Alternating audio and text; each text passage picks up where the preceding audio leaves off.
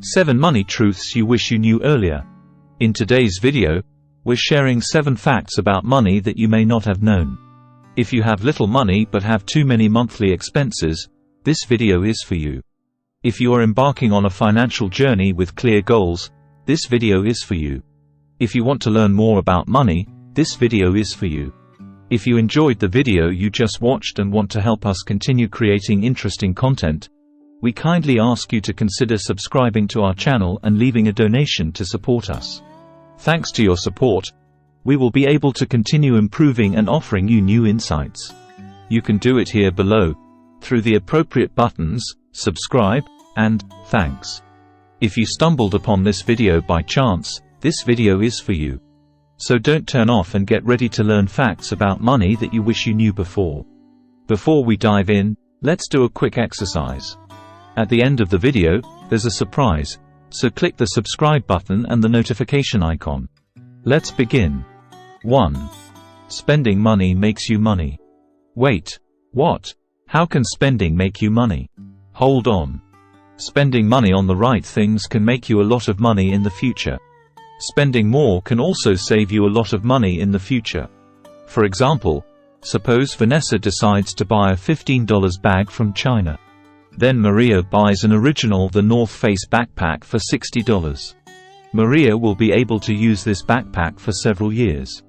Another example is someone who has comprehensive health insurance and someone who only has hospitalization insurance. The person with only hospitalization insurance will pay more for hospital visits than the person with a higher annual premium but no medical expenses. By opting for a more expensive policy, this person will ultimately save a lot of money. Got it? 2. The investor stays rich, and the borrower stays poor. Give a man a fish, and he eats for a day. Teach a man to fish, and he eats for a lifetime. The same applies to the concept of borrowing money. If you continuously lend and borrow money, you will end up seriously in debt. A loan is taken out to pay for an expense, another loan is taken out to pay for another expense, and when the last expense is paid off, another loan is taken out. This cycle continues, and one day you find yourself in a situation where you need to borrow money to survive. Borrowing more money makes you poorer, but this lifestyle enriches the pockets of the wealthy. Most rich people save in high-interest savings accounts at banks. This money is used by banks to lend money to people. People then have to pay interest on the loans, and part of the interest is transferred to the savings accounts of the rich and others.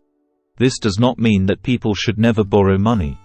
Borrow money to buy assets that have increased in value. Borrow money for business and only borrow the amount of money that you can pay back without difficulty. The key point is to plan the repayment of the money before borrowing even a single penny. If you are always asking for an advance on your salary, this is a warning sign and probably means that you are living beyond your means. You should limit the amount you borrow and instead look for small investments to make to increase the little money you have. 3. No one cares about you except for the money you bring. This may be a bitter pill for some, but it's 100% true. Don't lie to yourself by saying that you're so important and that your life is so important to those around you. The truth is that no one cares about you. Your boss certainly doesn't care about you.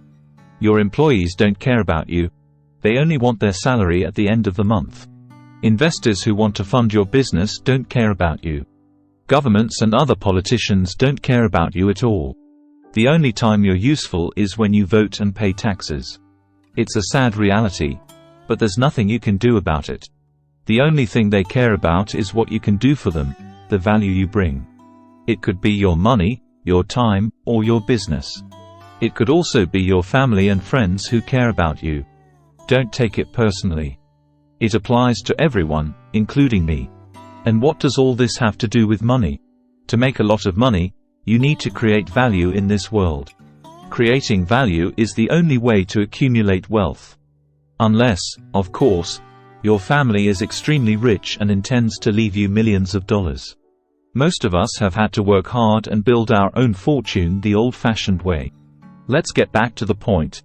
If you're an employee, your priority should be to do your job efficiently, add as much value as possible to the company, and please your boss.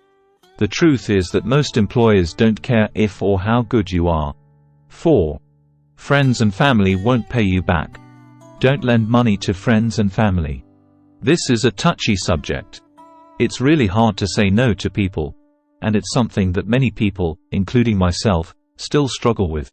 I know countless situations where friends and brothers have asked me for money, and as long as it wasn't a ridiculous amount, I gave them the requested amount out of guilt, not wanting to be rude or seem selfish. According to Finder.com, a survey conducted with 1,417 respondents to find out if they had borrowed money from friends or family in the last 12 months revealed that 1 in 3, 38%, had borrowed money from friends or family. The survey also found that debtors still owe friends and family about $3,239. This means that it's unlikely that they'll pay it back. In my personal experience, very few people pay it back. If a friend or family member asks me to lend them money, unless it's a significant amount, I lend it to them knowing that they probably won't pay it back. Money is a sensitive topic. It can easily divide families and ruin old friendships. You need to be careful when talking about money with family and friends. Money has a strange way of complicating things and bringing conflict into situations. If you lend money, always find out why they need it before lending it. It could be a serious need or a trivial one.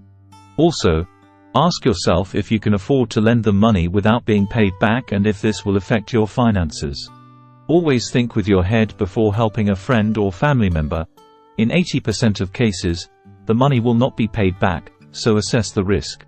Instead of giving them money, you can show them videos on how to save or earn money. 5. Becoming rich is harder than becoming richer.